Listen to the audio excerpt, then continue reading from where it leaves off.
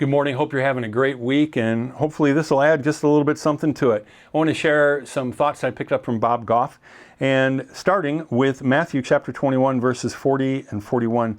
Therefore, these are the words of Jesus. Therefore, when the owner of the vineyard comes, what will he do to those tenants?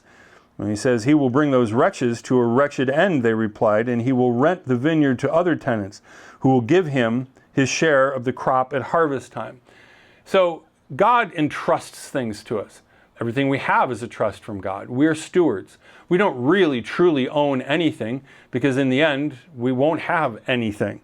Naked I came into the world, naked I shall leave. Blessed be the name of the Lord. Thus saith Job. So most of us have a place we call home. It might be a really big house. It might be, every man's castle with a moat and everything. It might be a condo. It might be a townhome. You might be renting. You might be living off in the woods somewhere. And sometimes we make changes to our homes to make us feel better. One of the things when you're married you realize is that for most guys, the presentation of the home is more important to your wife than it is to you. Not that it isn't important, it's just more so.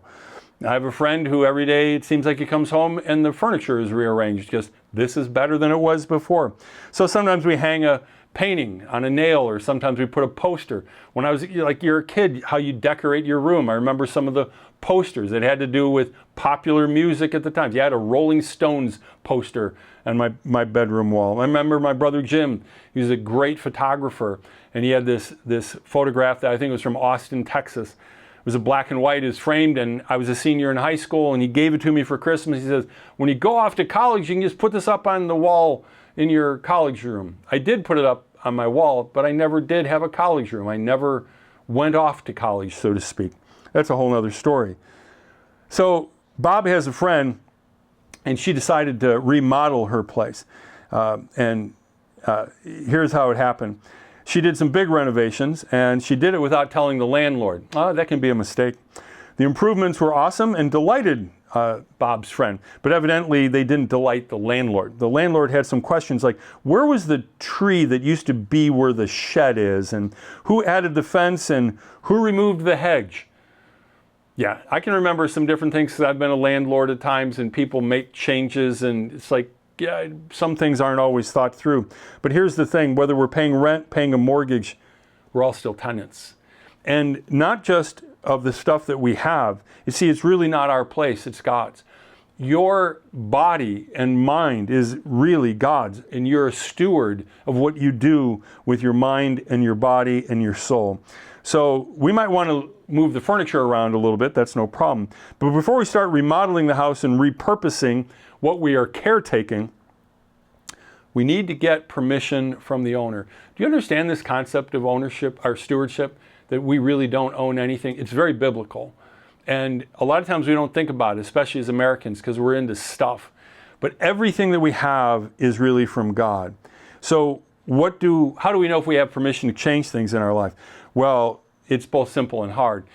Think of the fruit of the Spirit. God wants you to have more love, joy, peace, patience, kindness, gentleness, faithfulness, goodness, and self-control in your life.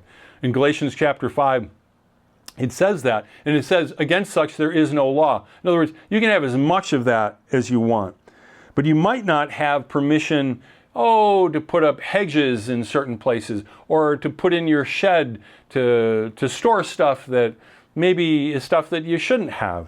I think you get what I'm saying. So we need wisdom.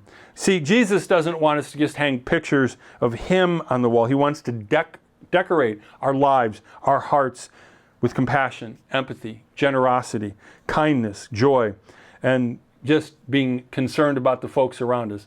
Folks, your life ultimately is not your own.